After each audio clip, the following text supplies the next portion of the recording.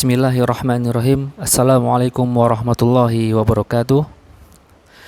Innal hamdalillah nahmaduhu wa nasta'inuhu wa nastaghfiruh wa na'udzu billahi min shururi anfusina wa min sayyiati a'malina may yahdihillahu fala mudhillalah wa may yudhlilhu fala hadiyalah.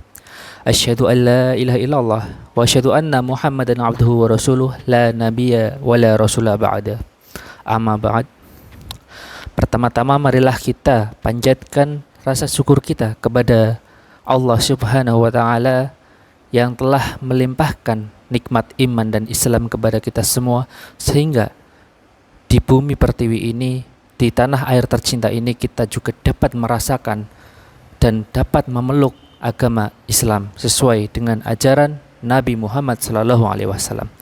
Selanjutnya salawat serta salam tetap tercurahkan kepada baginda Nabi Agung kita Nabi Muhammad Sallallahu Alaihi Wasallam serta kepada sahabat dan para pengikutnya, dan kemudian semoga kita semua mendapatkan syafaat dari beliau kelak di yaumil akhir nanti. Amin amin ya rabbal alamin. Bapak Ibu, teman-teman semua yang insya Allah dirahmati oleh Allah Subhanahu wa taala, pada kesempatan kali ini kita akan sedikit membahas, kita akan mengulik sedikit tentang sebuah peristiwa yang mana peristiwa tersebut merupakan peristiwa yang sangat luar biasa, yang mana peristiwa tersebut sangat susah akal kita untuk sampai kepada untuk mempercayai peristiwa tersebut. Yang perlu kita garis bawahi adalah peristiwa yang susah dipahami oleh akal kita. Jadi bukan peristiwa yang tidak masuk akal. Karena indera manusia itu memiliki sebuah keterbatasan. Seperti halnya mata. Mata itu memiliki keterbatasan dalam memandang. Kemudian telinga. Telinga juga memiliki sebuah keterbatasan dalam hal mendengar. Dalam frekuensi tertentu, telinga tidak dapat mendengar sesuatu. Begitupun dengan mata. Semakin jauh kita memandang, semakin pandangan objek yang kita pandang itu semakin jauh, maka kita presentase untuk melihat objek tersebut semakin kecil dan semakin jauh, akhirnya tidak terlihat. Begitupun dengan akal. Akal memiliki sebuah keterbatasan yang mana ada di titik tertentu akal itu tidak dapat sampai kepada titik itu. Nah, di sini kita akan bahas tentang peristiwa Isra Mi'raj, sebuah mukjizat, sebuah kehebatan, peristiwa yang sangat luar biasa yang dialami langsung oleh baginda Nabi Agung kita Nabi Muhammad SAW. Nah, peristiwa Isra Mi'raj ini terjadi pada tahun ke-10 dari kenabian Nabi Muhammad SAW, yang mana pada tahun inilah Rasulullah mengalami berbagai hal yang di luar dugaan. Yang pertama, Rasulullah itu di tahun tersebut ditinggal oleh paman tercintanya, yaitu Abu Thalib, yang mana tatkala paman beliau itu masih hidup, paman tersebutlah yang selalu mendampingi Rasulullah, yang selalu melindungi Rasulullah, yang selalu menjadi tameng ketika Rasulullah berdakwah di luar rumah. Dakwah ketika Rasulullah berada di luar rumah. Disitulah tugas dari Abu Thalib, paman dari Rasulullah itu, untuk melindungi Rasulullah, sehingga Rasulullah tidak merasakan dampak secara langsung yang begitu kuat karena ada perlindungan dari pamannya Abu Thalib. Kemudian di tahun inilah pula Rasulullah kehilangan istri tercintanya, yaitu Sayyidah Khadijah, yang mana ketika Rasulullah berdakwah di luar rumah itu mendapat hinaan, cacian, makian, bahkan tuduhan dari orang-orang Quraisy yang begitu kejam kepada Rasulullah, bahkan disebut gila. Maka ketika pulang ke rumah, Rasulullah memiliki sebuah penenang. Rasulullah memiliki seseorang yang mana ketika Rasulullah pulang ke rumah, orang tersebut memberikan kata-kata, memberikan nasihat-nasihat yang begitu menenangkan. Dengan adanya Sayyidah Khadijah inilah yang selalu memberikan ketenangan kepada Rasulullah tatkala Rasulullah pulang kembali ke rumah. Akan tetapi sepeninggalan dari Khadijah dan paman dari Rasulullah ini, Abu Thalib, Rasulullah kehilangan itu semua. Rasulullah ketika di luar rumah mendapatkan cacian, makian, hinaan yang begitu kejam dari orang Quraisy. Setelah mendapatkan kekejaman-kekejaman seperti itu, ketika pulang ke rumah pun Rasulullah sudah tidak memiliki seseorang yang selembut dan menenangkan seperti Sayyidah Khadijah ketika pulang. Nah, disinilah titik kesedihan Rasulullah yang begitu mendalam karena ditinggalkan di tahun yang sama oleh pamannya dan istrinya, yaitu orang yang begitu dicintai oleh Rasulullah dan memberikan perlindungan dan ketenangan kepada Rasulullah dalam hal berdakwah.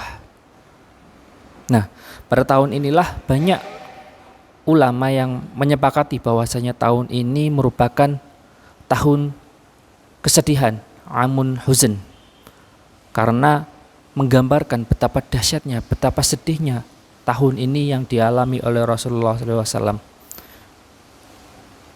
Setelah meninggalkan rumah, Rasulullah mendapat hinaan, siksaan berupa cacian makian. Kemudian ketika pulang, Rasulullah tidak mendapatkan lagi ketenangan dengan nasihat-nasihat yang menenangkan. Ini menggambarkan betapa sedihnya ketika kita membayangkan momen tersebut yang dirasakan oleh Rasulullah. Nah, sepeninggalan dari pamannya dan istrinya Sayyidah Khadijah, Rasulullah kemudian mendapatkan suatu inspirasi istilahnya, ataupun mendapatkan sebuah harapan secercah cahaya yang mana ada di suatu daerah, yaitu suku Thaif, suku yang terhormat yang berjarak 100 km dari Mekah, yang kemudian Rasulullah itu terfikirkan untuk melakukan perjalanan ke Thaif demi mendakwahkan ajaran agama Islam, yang tentunya Rasulullah pergi ke Thaif tersebut ditemani dengan seseorang. Lalu siapakah orang tersebut? Orang tersebut adalah anak angkat dari Rasulullah itu sendiri, yaitu Zaid bin Harisah. Dengan jarak yang begitu jauh, pada era modern ini tentu kita dengan jarak segitu masih bisa melaksanakan atau melakukan perjalanan dengan kendaraan-kendaraan yang cepat, seperti halnya bis, motor, ataupun pesawat dan lain sebagainya. Akan tetapi pada zaman dahulu yang hanya ada kendaraan unta, kuda, dan kendaraan-kendaraan tradisional, Rasulullah melakukan perjalanan dari Mekah ke Thaif tersebut hanya berjalan kaki, berdua bersama Zaid bin Harisah untuk menyebarkan ajaran Islam yang sebelumnya ditolak oleh orang-orang Quraisy yang ada di Mekah. Nah, dengan harapan-harapan besar dari Rasulullah kepada suku Thaif, dengan harapan suku Thaif dapat menerima dengan welcome, dengan baik tentang ajaran Islam, akan tetapi apa yang diharapkan Rasulullah kepada suku Thaif ini sirna, benar-benar di luar dugaan, dan justru respon dari orang-orang Thaif ini berbanding terbalik dengan orang-orang Quraisy. Respon yang lebih kejam, lebih jahat, dan lebih menyakitkan, karena ketika orang-orang Quraisy menolak dakwah yang dilakukan oleh Rasulullah SAW, itu hanya masih melalui lemparan-lemparan kata-kata kotor, lemparan-lemparan cacian, kemudian hinaan, dan sebutan-sebutan bodoh dan gila dan lain sebagainya. Akan tetapi di suku Thaif ini mereka sudah melemparkan bahkan dengan lemparan-lemparan batu dan lain sebagainya, yang mana dengan tindakan dari orang-orang Thaif ini kepada Rasulullah dan anak angkatnya Zaid bin Harisah, Rasulullah disinilah mengalami terluka karena lemparan-lemparan dari orang-orang Thaif tersebut. Melihat Rasulullah terluka, tentunya sang anak angkat yaitu Zaid bin Harisah itu langsung merespon dengan melindungi Rasulullah dengan badannya sendiri. Sehingga Rasulullah dan Zaid bin Harisah ini terluka. Kemudian Rasulullah dan Zaid itu kembali pulang dan melakukan perjalanan serta beristirahat di sebuah kebun kurma. Nah, disinilah awal mula dari kisah Isra Mi'raj ini. Ketika Rasulullah beristirahat di kebun kurma, di sini Rasulullah didatangi oleh malaikat. Yang mana sebelum malaikat itu datang, malaikat Jibril itu sudah berpesan kepada malaikat penjaga Bukit Taif supaya malaikat Jibril itu berkata kepada malaikat penjaga gunung tersebut, berkata seperti, ketika Rasulullah meminta sesuatu kepadamu, wahai malaikat penjaga gunung Taif, maka kabulkanlah semua permintaannya. Malaikat Jibril berkata seperti itu kepada malaikat penjaga Bukit Taif. Kemudian malaikat tersebut mendatangi Rasulullah dan menawarkan kepada Rasulullah bahwasanya jika engkau berkehendak, saya malaikat penjaga Bukit Taif ini dapat membalikan bukit ini dan kemudian memindahkan untuk menimpa orang-orang Taif yang sudah menyakitimu. Tapi apa jawaban dari Rasulullah? Jawaban yang begitu menenangkan, jawaban yang begitu baik hati. Rasulullah menjawab kepada malaikat berkata, jangan. Bisa jadi mereka, orang-orang Taif, berlaku demikian menyakiti saya karena mereka ketidaktahuan. Mereka melakukan itu atas ketidaktahuan, atas hakikat ajaran Islam. Jadi Rasulullah berkata bahwasanya orang-orang Taif itu berbuat jahat kepada Rasulullah itu karena ketidaktahuan mereka tentang ajaran Islam, sehingga seketika berespon buruk kepada Rasulullah. Dan Rasulullah justru berharap dengan tidak menyakiti mereka, Rasulullah berharap di antara orang-orang suku Taif nanti terdapat keturunan-keturunan yang memeluk ajaran Islam. Nah, setelah Rasulullah berkata demikian, kemudian Rasulullah berdoa kepada Allah. Apa itu doanya? Yang mana doa tersebut nanti akan menjadi sebab mendapatkan undangan spesial dari Allah yang ditujukan kepada Rasulullah. Rasulullah berdoa kepada Allah tentang kondisinya yang dialami sekarang, yaitu bahwasanya Rasulullah itu mengalami kelelahan. Rasulullah mengalami kemalangan. Rasulullah bercerita bahwasanya Rasulullah itu telah disiksa, telah dilempari batu oleh orang-orang Taif. Kemudian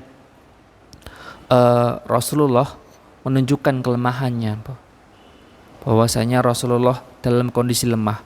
Akan tetapi Rasulullah berkata kepada Allah Subhanahu wa taala bahwasanya Rasulullah tidak mengapa, Rasulullah tidak keberatan ketika nanti dalam melanjutkan perjalanan dari setelah kebun kurma ini, Rasulullah berkata ketika nanti melanjutkan perjalanan, entah itu perjalanan dekat maupun jauh, Rasulullah tidak keberatan apabila ada peristiwa yang seperti tadi yang dilakukan oleh orang-orang Taif. Rasulullah hanya takut bahwasanya Allah nanti menjadi murka kepadanya. Rasulullah hanya ingin Allah tidak murka kepada Rasulullah. Hanya itu saja harapan yang diberikan Rasulullah. Hanya itu saja permintaan yang Rasulullah minta kepada Allah Subhanahu wa taala ketika dalam mendakwahkan ke orang-orang Taif. Rasulullah hanya meminta bahwasanya jangan sampai Allah itu murka kepada Rasulullah. Nah, Rasulullah tidak keberatan sekalipun ketika nanti ada peristiwa yang seperti tadi, yang kemudian Rasulullah berdoa bahwasanya Rasulullah tidak keberatan. Rasulullah hanya takut Allah itu murka kepadanya.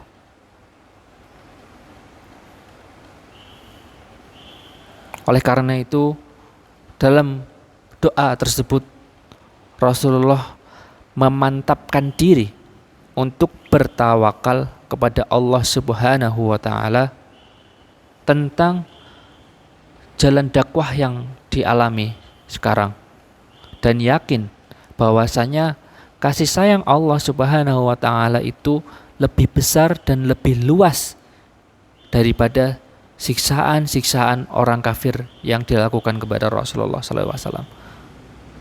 Atas curahan hati Rasulullah ini, atas doa Rasulullah kepada Allah inilah yang kemudian turunlah sebuah undangan spesial dari Allah Subhanahu wa taala kepada Rasulullah berupa peristiwa atau perjalanan Isra Mi'raj yang nanti akan dilakukan dari Mekah ke Masjidil Aqsa, kemudian naik ke atas menuju langit ketujuh. Jamaah yang insya Allah dirahmati Allah Subhanahu wa taala,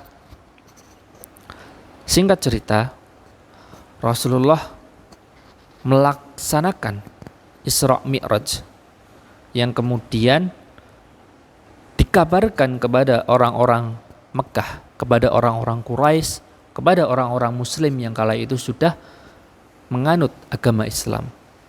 Dibawalah Rasulullah ke bukit. Nah, di bukit itulah Rasulullah menyatakan bahwasanya Rasulullah telah mengalami sebuah peristiwa besar, yaitu peristiwa perjalanan dari Mekah ke Al-Aqsa, kemudian naik ke langit 7 dan kembali lagi ke Mekah dalam satu malam. Nah, disinilah strategi orang-orang Quraisy untuk menjatuhkan dakwah Rasulullah dan merendahkan serta memutus kepercayaan orang-orang Muslim kepada dakwah Rasulullah. Jadi Rasulullah mengumumkan di bukit ini jadi merupakan bagian dari rencana dari Abu Jahal. Abu Jahal melihat peluang ini bisa dimanfaatkan untuk menggagalkan dakwah Rasulullah. Oleh karena itu Abu Jahal merencanakan dan menyiapkan orang-orang Quraisy untuk hadir serta orang-orang Muslim untuk hadir mendengarkan cerita dari Rasulullah ini.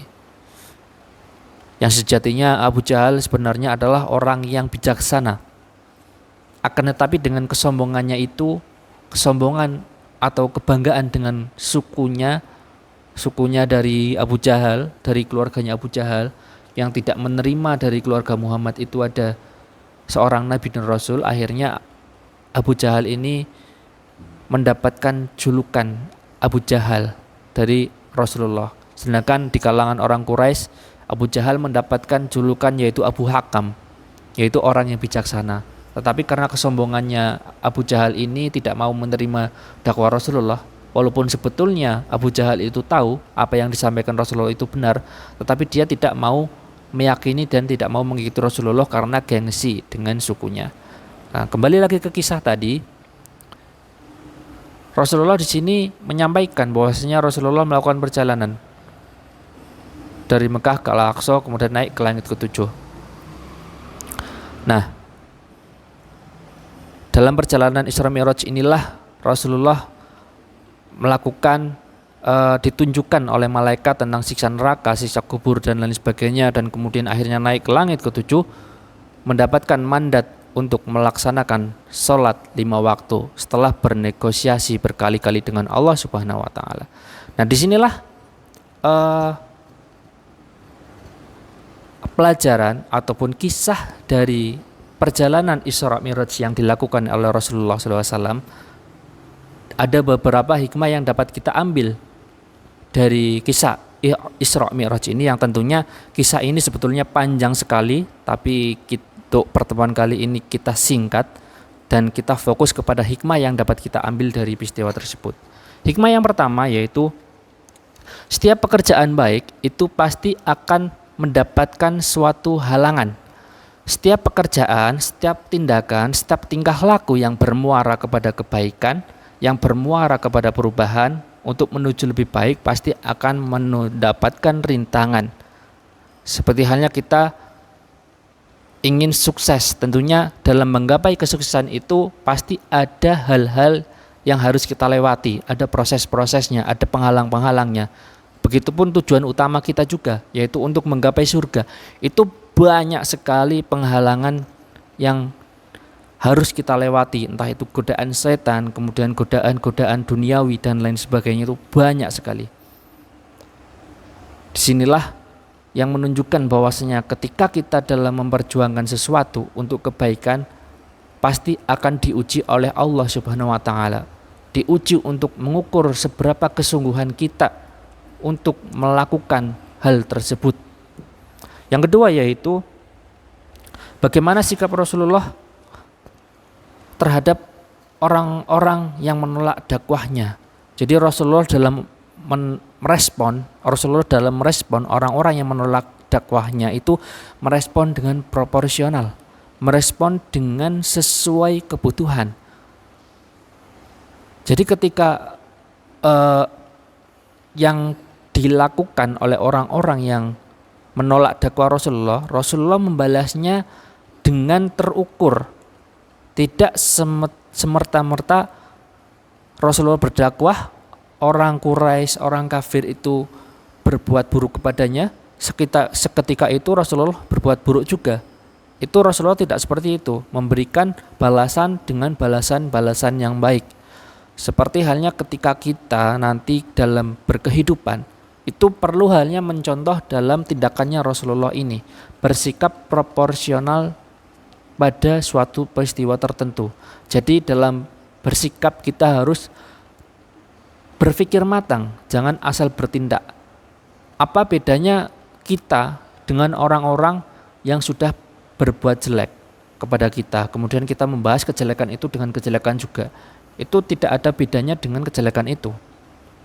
Nah, yang perlu kita waspadai adalah dengan adanya teknologi ini yang mana banyak sekali media sosial yang digunakan, yang tentunya di situ timbullah sebuah fenomena, yaitu fenomena dalam hal caci maki di media sosial itu sangatlah lumrah.